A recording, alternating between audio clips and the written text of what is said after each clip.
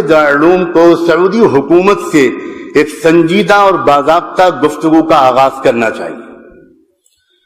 میں خود سعودی عرب میں رہا ہوں اور اسی جامعہ اسلامیہ کا ایک طالب علم ہوں جہاں سے غیر مقلدیت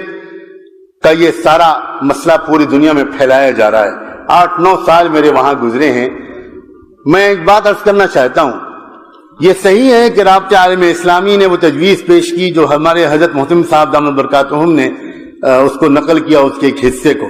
اور یہ بھی صحیح ہے کہ سعودی حکومت کا اپنا مسلک جو علانیہ ہے وہ حنبلی ہے، اور یہ بھی صحیح ہے کہ وہاں کے بہت سے علماء کا مسلک کچھ اور ہے، لیکن اس حقیقت کا انکار نہیں کیا جا سکتا کہ غیر مقلدیت کے اس فتنے کو اصل میں ساری طاقت سعودی حکومت سے پہنچ رہی ہے۔ اس کو نظر انداز کیا جائے گا تو ہم فتنے کے جڑ اور فتنے کے سر چشمے کو کچلے بغیر ہم اس کے امتدادات اور اس کے تسلسل اور اس کے باہر پہنچنے والے اثرات ہی سے لڑتے رہیں گے۔ میں حوالے کے طور پر پیش کرنا چاہتا ہوں، سعودی حکومت کا جو شعبہ دعوت و ارشاد ہے اور اس کا جو شعبہ توعیت الجالیات ہے، اس کے حائل کے مرکز کے زیر اہتمام ابھی کچھ دنوں پہلے ایک تقریر کی گئی ہے، جس تقریر کی سی ڈی پوری دنیا میں لاکھوں کی تعداد میں پھیلائی گئی ہے۔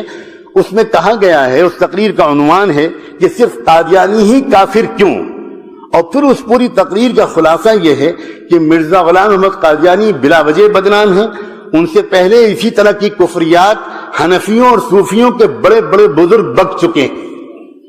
اور جن بزرگوں کے اس میں نام لیے گئے ہیں میں ان میں سے چند کے نام لیتا ہوں۔ اس میں پہلا نام لیا گیا ہے، پہلا اگر کہنا مشکل ہو تو میں کہتا ہوں اس میں ایک نام ہے ملا علی قاری کا، دوسرا نام ہے امام ربانی مجدد الفسانی کا، تیسرا نام ہے نابغ عصر حضرت مولانا رشید احمد گنگوہی رحمۃ اللہ علیہ کا،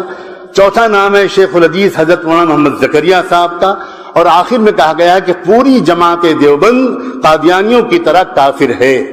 یہ تقریر سعودی حکومت کے سرکاری وزارت مذہبی امور کے شعبے دعوت و ارشاد اور توعیت الجالیات کی طرف سے پوری دنیا میں تقسیم کی گئی ہے، اور دہلی میں تنظیم اہل حدیث کی طرف سے وہ تقریر یہاں ہندوستان میں پھیلائی جا رہی ہے۔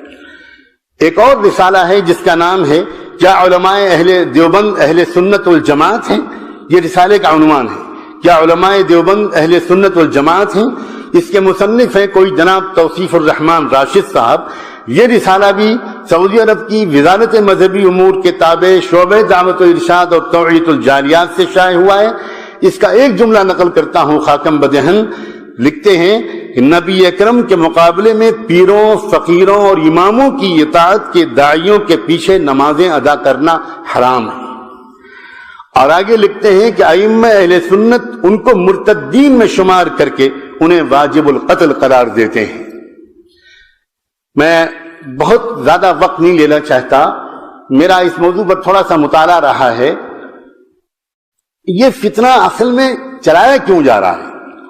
یہ چلایا، حضرت مولانا ارشد میاں نے دامت برکاتہم نے بھی اشارہ کیا تھا کہ سب سے زیادہ بے چینی امریکہ میں ہے۔ اصل میں یہ چلتی ہی رہا ہے فتنہ امریکہ سے۔ میں امریکہ کے کئی سفروں میں اس موضوع کو جھانک کر دیکھنے کی کوشش کر چکا ہوں کہ یہ ہو کیا رہا ہے۔ وہ والا اسلام جو مسلمانوں کو مغربی تہذیب سے دور کرے، اور وہ والا اسلام جو مسلمانوں کو مغرب کے مقابلے پر آمادہ کرے، اس اسلام سے ہٹانے کے لیے مغرب نے جہاں انٹرنیٹ اور بلو فلمیں اور عریانیت اور برہنگی وغیرہ وغیرہ اس کو فروغ دے رہا ہے، وہاں وہ مغرب کیونکہ جانتا ہے کہ بڑی تعداد میں مسلمان نوجوان ان تمام کوششوں اور سازشوں کے باوجود وہ شراب خانوں اور کلبوں سے دور رہ کر مسجدوں سے قریب ہو رہے ہیں، لہذا ایسے مسلمانوں کے لیے جو تمام تر کوششوں کے باوجود دین سے دور نہیں ہو پا رہے، انہوں نے دوسرا نسخہ یہ اختیار کیا ہے کہ اگر دین پر چلنا ہی ہے تو ان کو ایسے دین میں لگا دو جو ان کو آپس میں الجھا دے۔ یہ ایک سوچے سمجھے منصوبے کے تحت ہو رہا ہے، اور میرے اپنے یقین کے مطابق سعودی حکومت کا ایک طبقہ اس منصوبے میں جانے یا انجانے شریک ہے۔ میں صرف اتنا عرض کرنا چاہتا ہوں کہ ہمارے اکابر دارالعلوم دیوبند ہی کا مقام ہے. ماضی میں اس سے پہلے سعودی حکومت سے جب بھی کبھی گفتگو کی ہے میرے محدود مطالعے کے مطابق اکابر دیوبند نے کی ہے. جب یہ خاندان آل سعود کی حکومت پہلی بار قائم ہوئی تھی اور اس وقت مدینے کے قبرستان میں جنت البقیع میں تمام قبوں کو گرایا گیا تھا اور تمام قبوں کو منہدم کرنے کے بعد گنبد خضرا کو منہدم کرنے کا منصوبہ تھا. لیکن اس وقت سعودی انٹیلیجنس نے اس وقت کے بادشاہ ملک عبدالعزیز کو باخبر کیا کہ بہت بے چینی اس کی وجہ سے عالم اسلام میں ہے, آپ بہتر یہ کہ کانفرنس بلا لیں اور علماء عالم اسلام کے آپ کے ہمنوا ہو جائیں. انہوں نے پہلی کانفرنس بلائی تھی جس میں ہمارے دارالعلوم دیوبند کے سرخیل اور رہنما علامہ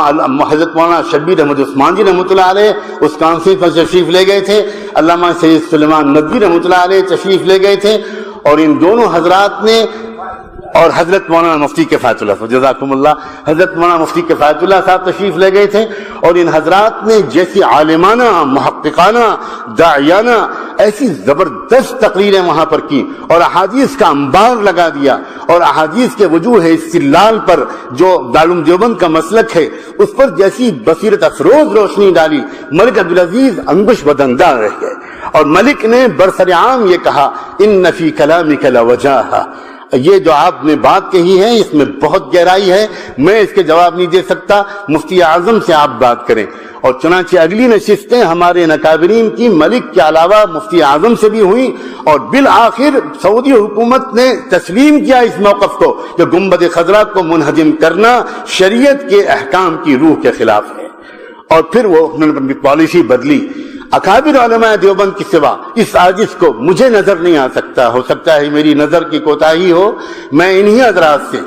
حضرات سے یہ امید کرتا ہوں اور اس سسکتی ہوئی پریشان حال امت کی طرف سے دستبستہ گزارش کرتا ہوں, آپ ایک سنجیدہ گفتگو کا آغاز کریں, آپ اس کے اہل ہیں, آپ کہیں کہ ہم آپ سے کچھ بات کرنا چاہتے ہیں. یہ کیا ہو رہا ہے آپ کے ملک میں بیٹھ کر؟ آپ وقتی طور پر ہم اس سے تسلی میں نہیں آ سکتے کہ صاحب ہمارا یہ سرکاری مسلک نہیں ہے, نہیں ہے, یہ باتیں پوری طرح شواہد ان کا ساتھ نہیں دیتی.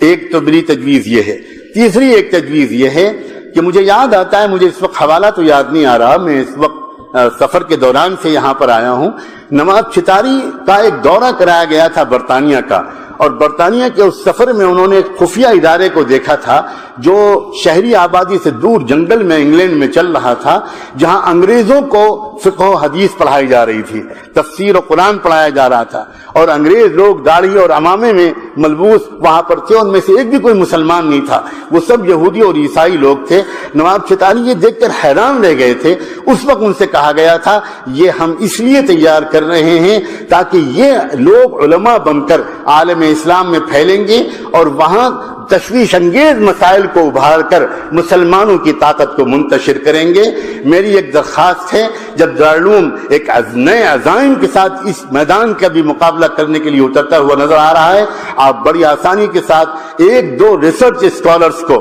جو آپ کے اپنے فاضل ہوں, جو انگریزی اور عربی پر عبور رکھتے ہوں, ان کو لگائیے اس بات پر کہ وہ مغرب کے یونیورسٹیوں میں جو دستاویزیں موجود ہیں اس سلسلے کی چیزیں تلاش کرنے سے مل جاتی ہیں. مولانا احمد رضا خان کی جو خط و کتابت ہے انگریز حکومت سے, آج برٹش لائبریری میں وہ میسر ہے. اس سے پتہ لگ گیا ہے کہ احمد رضا خان صاحب اتنے زبردست علم کے باوجود اس راستے پر کیوں گئے تھے. اور ابھی ہمارے حضرت اکابر نے اشارہ کیا تھا, حضرت مولانا حبیب الرحمان صاحب نے, کہ میاں نذیر حسین پہلے کیا تھے اور پھر بعد میں کیا ہو گئے. اسی طرح یہ ریسرچ کی ضرورت ہے کہ آخر یہ جو سارا فتنہ اس وقت برپا کیا جا رہا ہے اس کی شروعات کیسے ہوئی, اس وقت اس میں شدت کیوں لائی جا رہی ہے. اگر کوئی ریسرچ اس طرح کا دلائل سے بھرپور آراستہ ہو جائے گا تو انشاءاللہ امت کی حفاظت میں مدد ملے گی.